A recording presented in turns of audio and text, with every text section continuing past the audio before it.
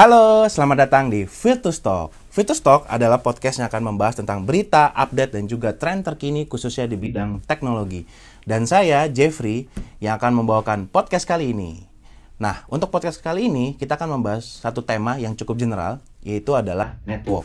Nah, biar nggak berlama-lama lagi, kita akan bahas lebih detail tentang Huawei Network bersama Bro Dimas. Halo Bro Jeffrey. Halo Bro Dimas, gimana kabarnya? Alhamdulillah sehat bro. Wah sehat nih, kayak sehat-sehat. Di kantor kayak jarang kelihatan nih. Kemana aja nih kayaknya nih kan?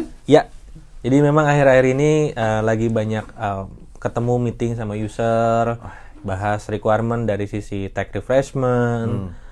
Ada beberapa kebutuhan dari user yang memang perlu dibahas secara langsung. Kayaknya banyak nih requestnya ya, tech refresh tadi. Mungkin juga banyak yang request cyber security kayaknya nih. Betul, karena memang itu tren yang lagi cukup booming lah sekarang. Nah, menarik. Oke, nah mungkin biar nggak berlama-lama deh, kita kan mau bahas lebih detail lah tentang Huawei. Nah, mungkin jadi pertanyaan yang di beberapa orang termasuk saya sendiri gitu loh. Huawei itu fokus jualnya apa? Maksudnya gini, di mall ada Huawei, ya kan ngomongin Huawei. Di telco ada Huawei. Terus nih di enterprise apa gitu, fokusnya seperti apa gitu? Mungkin bisa jelasin gitu. Huawei mau jualan apa sebenarnya? Atau mau kasih solusi apa? Sebenarnya kalau kita ngomong solusi dari Huawei, cakupannya itu cukup luas. Mungkin kalau pernah lihat BTS Tower Telco, lalu perangkat-perangkat di dalamnya, itu biasanya teman-teman dari Huawei Carrier Network Business Group banyak support di area sana. Karena memang spesifik solution untuk carrier network. Jadi ada bisnis grupnya sendiri. Ada bisnis grupnya sendiri, CNBG. Lalu kalau misalkan yang saya pakai sekarang nih Huawei Watch GT2, mungkin iya, Mas Jeffrey juga pakai kan? Sama ya, Huawei Watch. Betul. Wearable device, mungkin ada handphone, ada laptop dari Huawei. Itu masuknya ke consumer business group dari Huawei. Dan itu memang spesifik untuk perangkat-perangkat yang sifatnya fast moving item, retail lah. Retail. Seperti itu. Itu juga ada bisnis group sendiri. Ada bisnis grupnya sendiri. Nah, lalu untuk di level enterprise level, biasanya perangkat-perangkat yang kita propose terkait IT itu ada router, ada switching, ada access point, ada storage. Itu juga punya bisnis grupnya sendiri yang kita sebut dengan Huawei Enterprise Business Group. Berarti ada beberapa business group. Betul. Ada yang ngomongin tadi carrier network, terus ada yang enterprise, ada yang consumer. Betul. Nah, kalau relate ke sana, jadi untuk Virtus sendiri, sebenarnya Virtus itu bisa jualan yang mana? Semuanya tuh bisa atau gimana? Well, Virtus sebagai salah satu distributor dari Huawei, kita fokusnya di Enterprise Business Group, Bro Jeff. Berarti di business group yang selain enterprise itu nggak bisa, kita nggak bisa deliver? Nggak bisa. Jadi memang fokus kita adalah mendeliver solusi Huawei Enterprise Business Group, diantaranya router, switching, AP, storage, ada beberapa perangkat solusi dari optical kayak DWDM dan GPON, itu bisa dilewatin dari Virtus sebagai distributornya. Nah, menarik nih. Tadi bahas aja di Huawei Enterprise Business Group itu solusinya cukup banyak. Mungkin sebelum masuk ke Huawei Network, yang jadi penasaran, kok Huawei banyak gitu solusinya? Maksudnya, apa fokusnya gitu? Jadi maksudnya, apakah dia hanya, yang penting ada, atau gimana gitu melihatnya gitu? Sebenarnya kalau ini saya kerja di Virtus itu dari 2018, Bro Jeff. Dan dari 2018 join di Virtus itu saya sudah pegang Huawei. Saya menyimpulkan bahwa di Huawei itu sendiri itu sangat fokus untuk kembangin produk dan solusinya.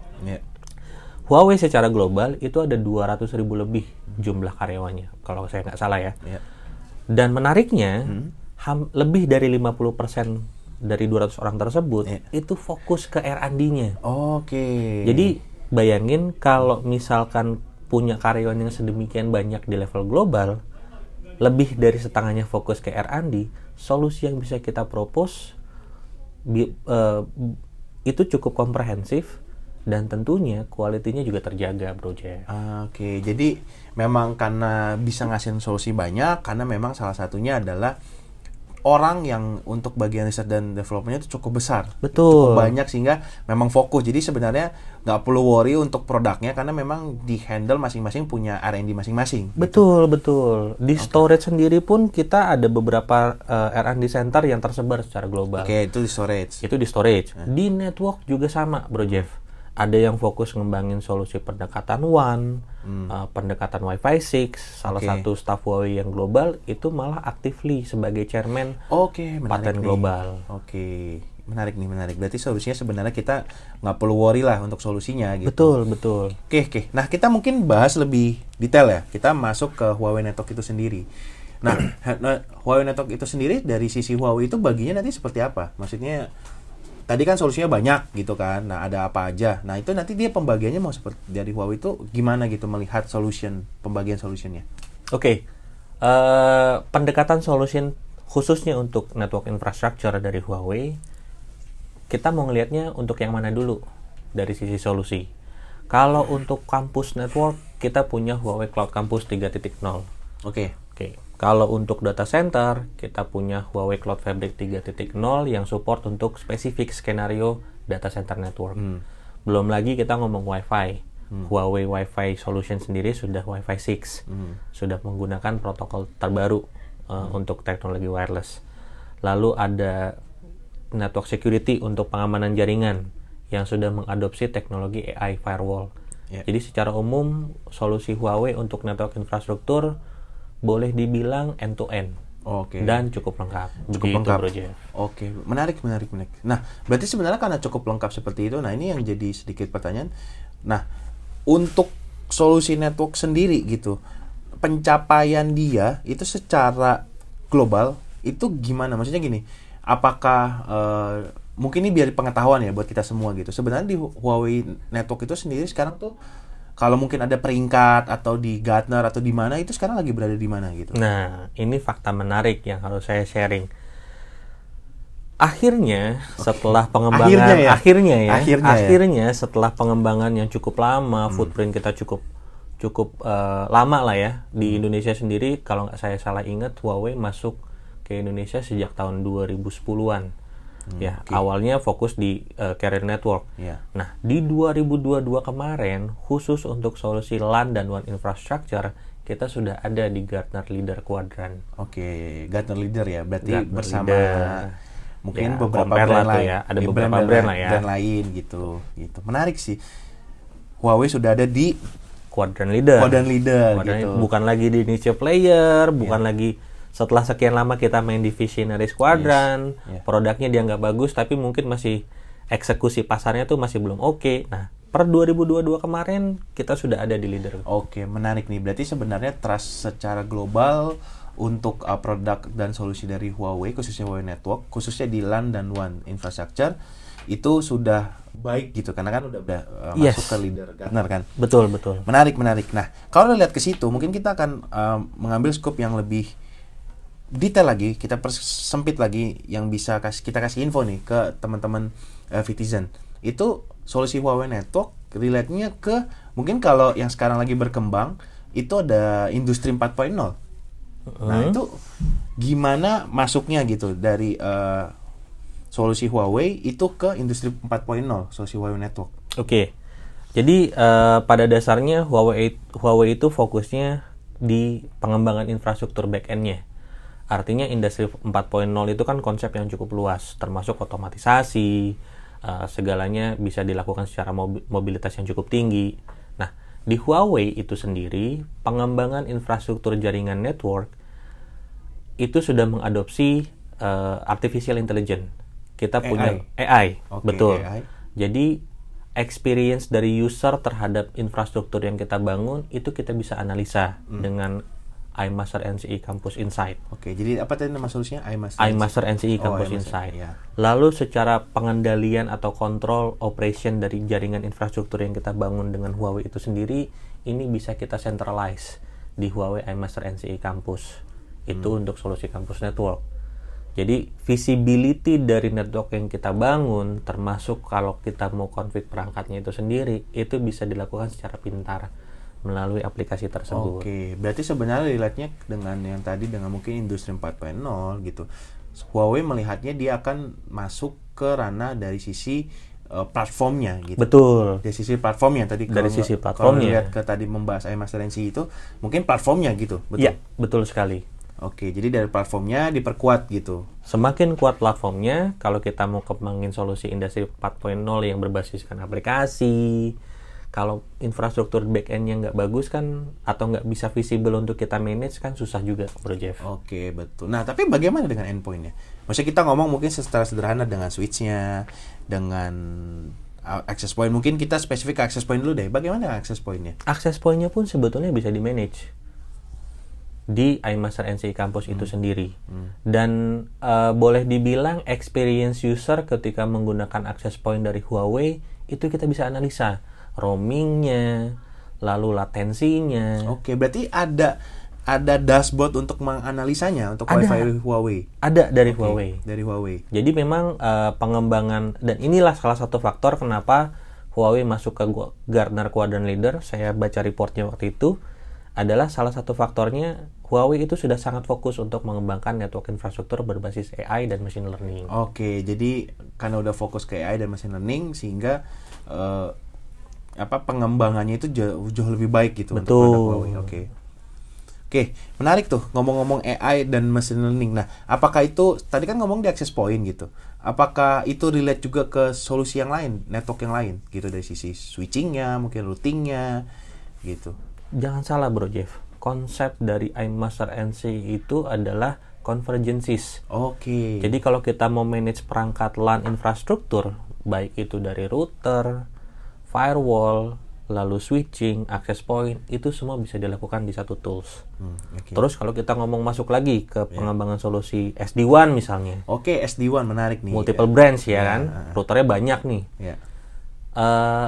Kita nggak perlu device atau software terpisah lagi. iMaster NCI itulah yang menjadi platformnya. Oke, jadi membuat istilah simple. Betul, dan convergence. Convergence dan simple. Convergence dan simple, karena memang itu tujuannya. Oke, nah menarik. Nah, tapi kan sekarang gini, kalau kita ngomong tadi Huawei punya banyak platform gitu kan. Nah, pasti kita akan jadi kepikiran, loh, saya kan sudah punya existing. Nah, bagaimana kolaborasinya Huawei dengan brand-brand network yang lain? Karena mungkin ada beberapa brand network yang quote-unquote ya, itu ngomongnya ya bisa, cuman ya harus sama gitu. Mungkin karena kan R&D-nya sama, dengan device yang sama, lebih kompatibel. Nah, Huawei itu gimana? Apakah harus menjalankan yang tadi tuh, yang AI tadi, harus dengan sesama Huawei, atau bagaimana? Atau bisa kolaborasi dengan brand lain? Oke. Di IP Datacom Solution itu hukumnya cuma 2 Bro Jeff. Oke. Yang pertama standar dan protokol. Oke, standar. Jadi kalau kita ngomongin standar, Huawei sendiri comply dengan standar yang berlaku secara global. Kalau kita mau merujuk ke IEEE. Oke, jadi relate-nya ke standar yang secara umum tuh ada gitu, standar dan umum. Semua penyedia perangkat jaringan pasti akan follow standar itu. Oke. Jadi standar kita mengacu ke IEEE, IATF, kita mengacu ke sana dan kita comply dengan standar tersebut. Hukum yang kedua adalah protokol. Ini paling sering saya hadapi ketika customer itu menanyakan, saya sudah punya perangkat contoh dari brand A. Bagaimana interoperability-nya dengan perangkat dari Huawei? Kalau memang protokolnya sama, interoperability itu masih dimungkinkan untuk dilakukan. Jadi memang kalau misalnya nih ada beberapa customer saya yang contoh mau tech refresh tapi mau dilakukan secara bertahap dari access point-nya dulu, nggak ada masalah untuk interoperability dengan perangkat dari existing yang mungkin brandnya berbeda dari Huawei. Jadi selama protokolnya support satu sama lain. Oke, jadi yang penting itu adalah tadi Huawei itu mengikuti standar dan menggunakan protokol yang istilahnya umum. Sifatnya open protokol. Sehingga akan dilihat ketika kita kolaborasi dengan brand network yang lain gitu, itu apakah sama-sama menggunakan open protokol dan juga menggunakan standar umum. Kira-kira seperti itu. Betul, Jay. Jadi kalau memang seperti itu, sebenarnya untuk compatibility pun Huawei bisa dibilang cukup standar gitu kan. Bisa. Jadi bisa kok kompatibel dengan manapun. Bisa berkolaborasi dengan perangkat ataupun mungkin solusi dari network management system dari brand lain. Oke, nah ngomong-ngomong tadi network management system, nah bagaimana dengan platform yang tadi dibahas? Tadi kan saya bahas compatibility dengan secara hardware to hardware. Kalau di iMaster NCI juga sama? Ya, untuk iMaster NCI-nya sendiri kita sebenarnya menjalankan 2 protokol. Satu yang sifatnya khusus, ada netconf, ada telemetri, yang untuk analisa perangkatnya ini lebih dalam lah ya. Tapi kalau misalnya nih ditanya, saya punya perangkat existing, kalau untuk dibaca sama si iMaster NCI dengan menggunakan protokol yang umum kayak SNMP, itu bisa nggak? Masih bisa, Bro Jeff. Cuma memang mungkin nanti ada beberapa hal yang perlu kita akses lebih lanjut. Terutama dari sisi result, monitoringnya itu mau sampai mana. Karena pasti beda dong antara satu brand dengan satu brand ada tambahan dari brand lain. Oh ya, palingan dilihat, paling kalau untuk yang umum-umum yang tadi yang yang di open ya kita bisa baca. Betul. Selama di open. Ya, kalau mungkin tidak di open ya mungkin kita ya akhirnya ya nggak bisa baca, wajar sih. Itu secara itu sih masih wajar. Menarik. Berarti sebenarnya secara solusi untuk Huawei Network sendiri dari sisi compatibility aman. Nah ini mungkin masuk yang ranah agak, saya nggak tahu sensitif atau enggak gitu ya. Ini ranah di mana yang beberapa case itu banyak yang akhirnya quote-unquote nyebutnya ragu menggunakan Huawei. Itu dari sisi security-nya Huawei. Karena kan mungkin dengan berita di media yang terkenal gitu kan beberapa tahun lalu, ya kan, yang ada perang dagang lah segala macam, di mana bahwa terindikasi gitu security-nya Huawei itu ada backhole, ada loophole, ada di mana quote-unquote bahasa sederhananya mungkin bisa dihack lah security untuk perangkatnya gitu. Itu bener atau enggak sih sebenarnya untuk case-case yang kayak gitu? Oke, ini pertanyaan sebenarnya cukup sering saya hadapi ketika ada diskusi sama user, sama teman-teman dari bisnis partner kami. Well, apa yang disampaikan oleh media saya tidak bisa, mungkin bukan kapasitas saya untuk menjustify benar atau salah, valid atau tidak ya. Mungkin kita bahas ya technically-nya yang selama memegang Huawei itu seperti apa? Apakah betul atau tidak? Kita tarik lagi balik ke urusan hukum di IP Datacom itu ada dua, standar dan protokol. Protokol ini bahasa. Nah, kalau standar yang berlaku secara global kita sudah comply, mungkin untuk mendapat predikat standar itu kan perlu ada tes perangkat, perlu ada kayak semacam review dari perangkat itu sendiri. Bahkan masuk ke Gartner Quadrant Leader itu pun bukan proses yang mudah ya. Itu ada tes perangkatnya itu sendiri juga. Dari berbagai lembaga testing yang ada di global, kalau sampai ditemukan loophole, saya rasa kayaknya nggak mungkin deh Huawei punya loophole atau potensi keamanan backdoor misalnya ya. Kalau sampai itu ditemukan, kayaknya Huawei nggak akan masuk ke Gartner Quadrant Leader. Oh iya. For your information juga, Bro Jeff, ini mungkin sedikit tambahan. Di Indonesia, perangkat IP Datacom itu untuk bisa dijual, itu kan harus melalui izin dari Departemen Pos dan Telekomunikasi atau Postel ya. Izin Postel, betul. Postel kan. Nah, saya baru notice bahwa kalau nggak salah di akhir tahun lalu, itu saya sempat ada uji coba perangkat di salah satu lembaga pemerintah dari BUMN. Nah, hasil tes tersebut bisa digunakan sebagai rujukan Dirjen Postel untuk mengeluarkan sertifikat Postel untuk perangkat yang dites.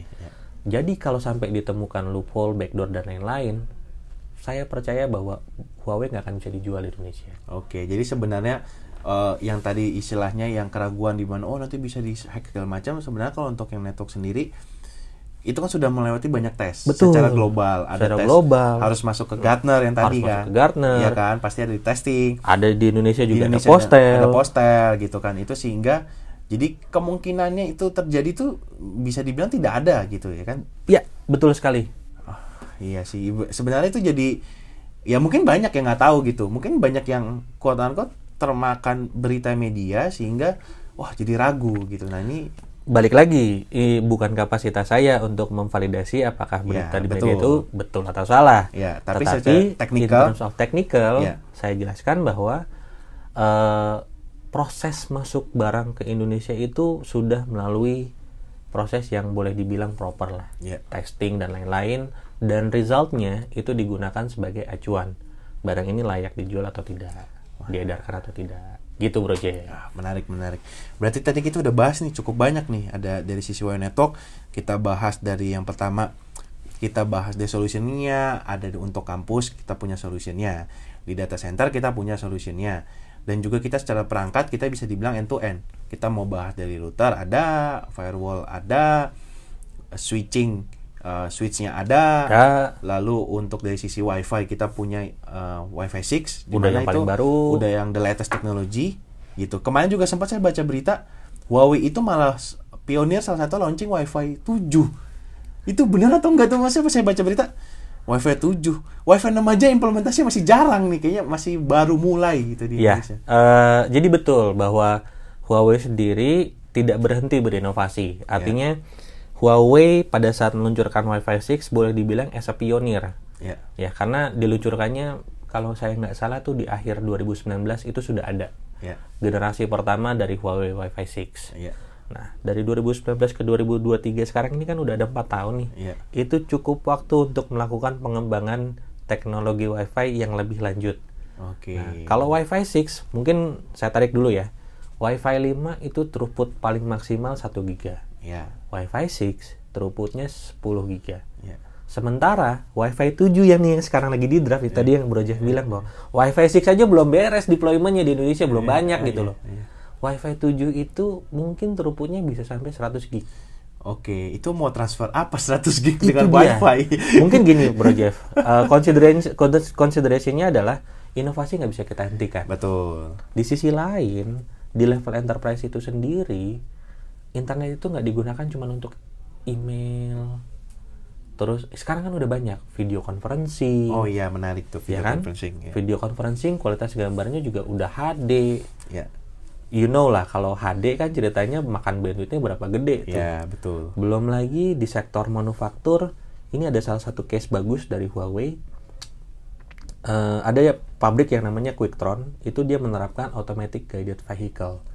Automatic guided vehicle ini komunikasi dengan controllernya itu pakai Wi-Fi-nya Huawei loh. Dimana kalau udah ngomong otomasi ya sebenarnya koneksinya itu bisa dibilang tidak boleh putus gitu kan. Dan latensinya harus rendah gitu. Latensinya harus rendah, bandwidthnya pun harus gede. Sampai tuh latensinya cukup tinggi, mobilnya nyelonong duluan Jeff. Iya mungkin mobilnya mati, nggak jalan. Akhirnya nabrak dengan mobil. Satu sama lain. Iya, paham. Menarik. Itulah kenapa alasannya Huawei nggak berhenti untuk berinovasi. Jadi seperti yang tadi disampaikan, Wi-Fi 6 aja di Indonesia mungkin belum banyak nih yang pakai. Udah masuk Wi-Fi 7, draftnya sudah ada. Draftnya sudah ada. Jadi sebenarnya pengembangannya Huawei pun terus berinovasi. Sehingga perkembangan di Huawei Network pun lebih banyak gitu kan. Betul. Lebih detail lagi. Menarik. Nah, karena kita udah bahas tuh banyak banget. Nah, yang jadi pertanyaan, kalau udah beli, kita udah pakai deh. Apakah ini rumor sih, saya nggak tahu nih. Rumor yang beredar itu ya udah kalau udah pakai udah gitu. Kadang Huawei-nya hilang, quote-unquote lah. Ini saya nggak tahu nih rumor. Nah, mungkin dilihat pertanyaannya, bagaimana sih after sales-nya sekarang? Jadi dari Huawei itu sendiri, Huawei Network khususnya.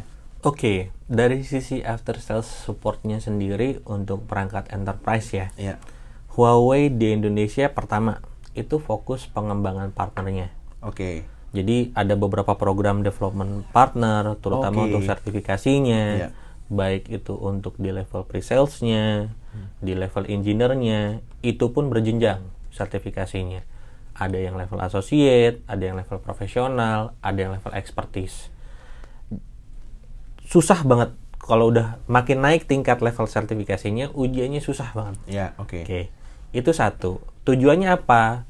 Teman-teman Huawei itu fokus untuk ngembangin talent atau digital talent dari bisnis partnernya itu sendiri, supaya bisa mengoperate, mendeploy perangkat dari Huawei. Berarti sebenarnya kalau untuk Huawei Network khususnya di EBG Enterprise Business Group, berarti memang fokusnya dari Huawei itu untuk supportnya, berarti benar-benar pertama itu juga mengandalkan istilahnya tadi digital talent dari partner-partner. Betul. Dari partner-partner gitu. Betul. Selain mereka juga punya resource-nya sendiri ya.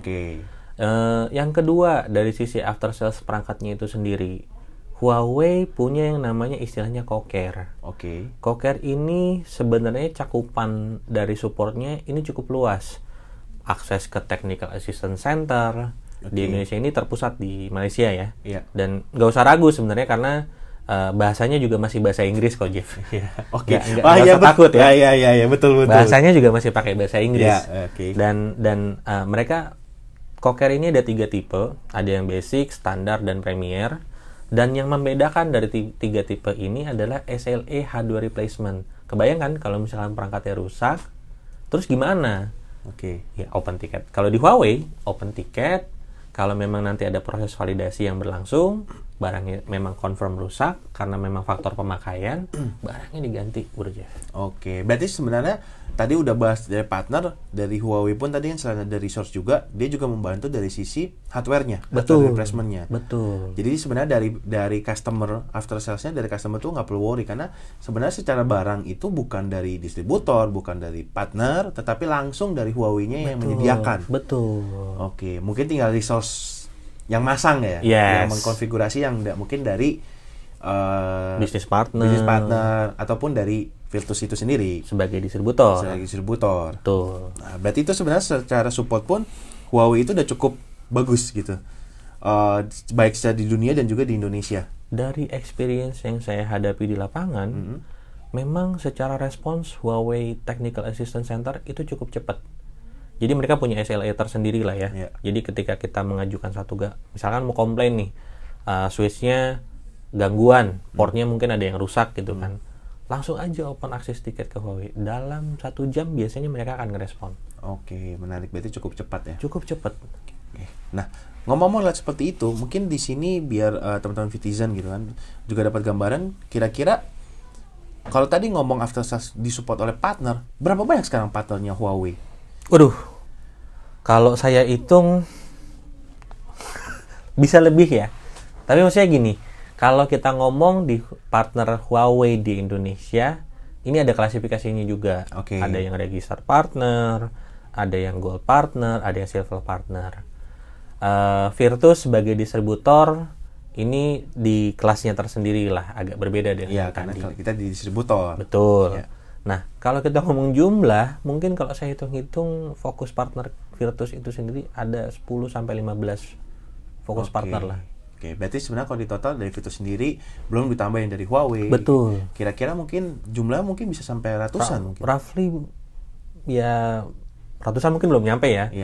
Up to 50 mungkin ada lah. Oke, 50 sampai 60 istilahnya yang istilahnya bisa dibilang yang tadi mungkin tadi ada fokusnya. Fokus ya kan, yang memang punya resource untuk membantu Huawei itu sendiri. Betul. Huawei Network khususnya. Punya resource untuk network timnya. Nggak cuman engineer doang atau mungkin nggak cuman sales doang, tapi komplit lah. Komplit tim. Wah, menarik. Jadi sebenarnya nggak perlu worry lagi kalau untuk sekarang pakai Huawei Network sebenarnya kan. Yes. Karena sebenarnya udah didukung secara teknologi sudah dan juga didukung tadi udah banyak istilahnya penghargaan lah dari third party Gartner lah gitu kan. Lalu dan juga ditambah after sales yang cukup baik. Betul, gitu kan? betul. Nah, ini mungkin jadi sedikit last question nih untuk saya. Karena menarik nih tadi Huawei Network itu. Nah, balik lagi jadi kita membahas itu adalah dari semua solusi yang udah Huawei punya gitu. Nah, apa visi Huawei sebenarnya ke depannya? Visi Huawei Network itu.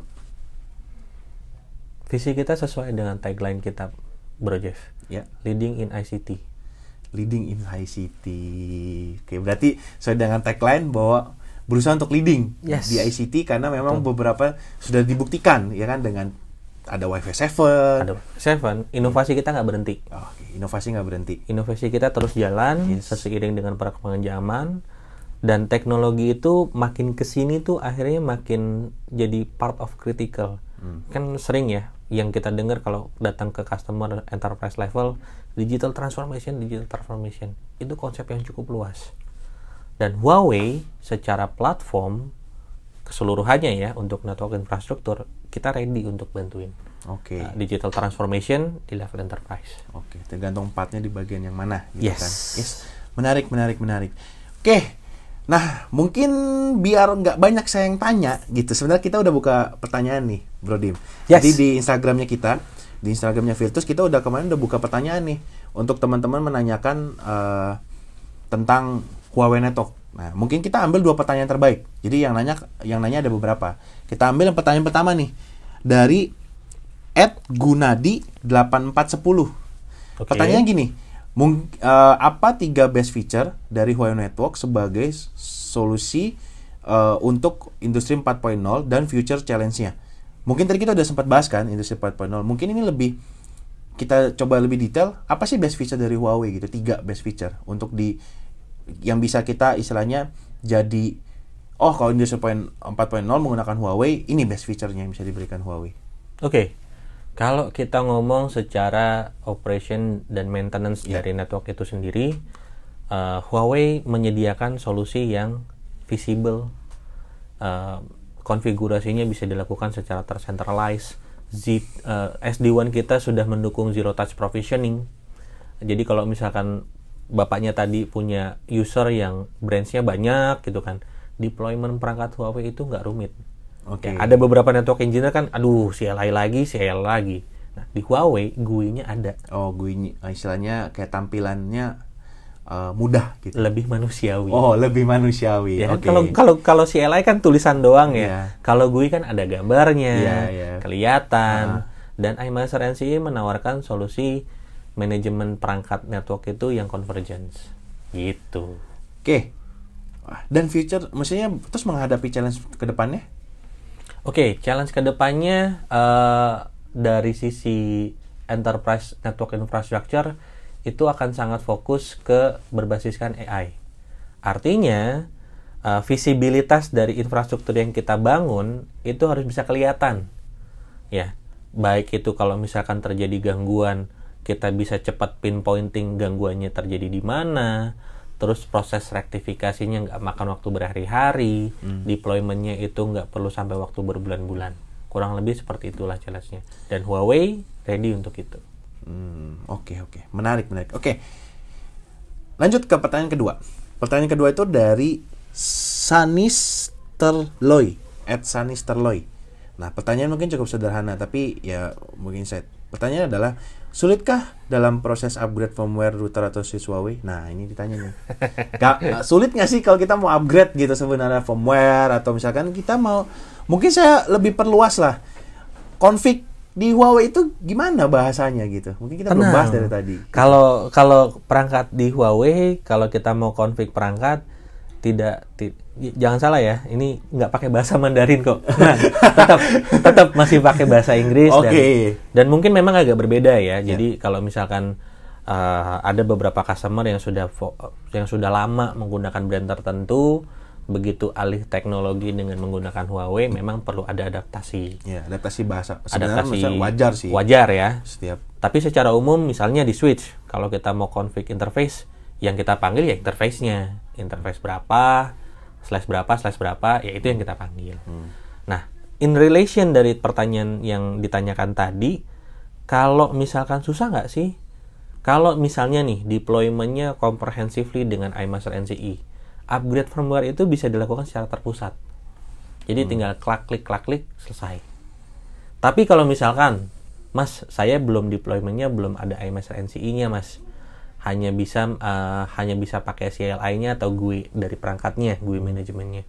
Kalau GUI mungkin lebih mudah ya. Tapi kalau CLI, ya pada akhirnya saya akan sangat terbuka kalau misalkan yang bertanya tadi bisa datang ke Virtus, kita bisa bikin workshop bareng-bareng. Untuk latihan sama-sama. Menarik. Jadi sebenarnya kalau dari lihat selainnya memang kita undang gitu biar dilihat prosesnya. Betul. Nah, sebenarnya kalau dibilang sulit, ya mungkin dari jawabannya adalah sebenarnya nggak sulit gitu kan. Nggak sulit. Karena memang cuma mungkin belum terbiasa. Ya kan? Atau mungkin baru pakai. Terus di satu sisi bisa jadi dokumentasi di Huawei tiap satu perangkat itu cukup banyak. Dan memang akan takes time kalau kita buka satu-satu lah ya dokumentasinya. Tapi dokumentasinya Huawei gimana? Lengkap? Cukup lengkap. Termasuk frequently asked question itu ada. Case-case apa aja sih yang terjadi. Bahasanya? Bahasa Inggris. Bahasa Inggris. Aman ya. Tulisannya juga masih bahasa Inggris. Bahasa Inggris ya, aman. Karena mungkin ada ketakutan, ini takutnya bahasa negaranya gitu kan, susah. Enggak kok, tenang. Bahasa Inggris. Jadi ada beberapa versi lah yang mendukung bahasa Inggris, bahasa Spain, bahasa asal, bahasa ibu ya. Bahasa ibu. Berarti sebenarnya dari Brodim ini selama 5 tahun megang Huawei aman dong ya? Aman. Saya kalau mau cari, misalnya nih mau config routing, Di product documentation itu cukup lengkap loh isinya, termasuk step-stepnya gitu.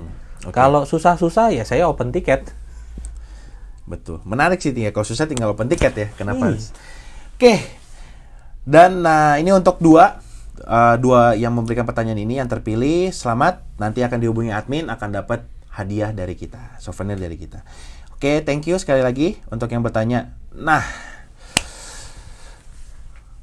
kita udah masuk nih ke closingnya. Mungkin bisa dibilang ya kayak sedikit closing statement gitu dari Bro Dim gitu, untuk ya biar bisa ngasih ke teman-teman Vitizen tentang ya Huawei Network itu sendiri gitu. Oke, closing statementnya. Pertama, Huawei itu sudah cukup prominent secara market positioning. Please jangan ragu untuk diskusi sama saya kalau memang ada requirement yang bisa kita bahas diskusi sama-sama dan dari sisi mana Huawei bisa support. Yang kedua, dari sisi supportnya itu sendiri Huawei di Indonesia kalau boleh saya bilang sudah cukup mature. Artinya Huawei nggak hanya fokus jualan kok, tapi memang kita dari sisi support kita menyediakan support yang cukup lengkap. Yang terakhir mungkin dari sisi solusi, tadi kan sempat kita bahas ya, ada solusi yang khusus untuk campus network, untuk DCN, untuk firewall, wireless dan lain-lain. Feel free kalau misalkan nanti pengen diskusi lebih lanjut dengan saya atau dengan tim terkait solusi tersebut. Begitu Bro Jeff. Oke, mantap. Berarti kita nggak perlu ragu lagi ya? Nggak usah ragu-ragu. Nah, thank you Bro Dim untuk waktunya. Thank you Bro Jeff. Gila, semoga kita bisa ada diskusi lagi nextnya, bisa kita sharing-sharing gitu kan ke teman-teman Vitizen. Gitu. Boleh, tentu. Gitu. Tentu ya biar bisa bermanfaat lah untuk kita semua. Oke.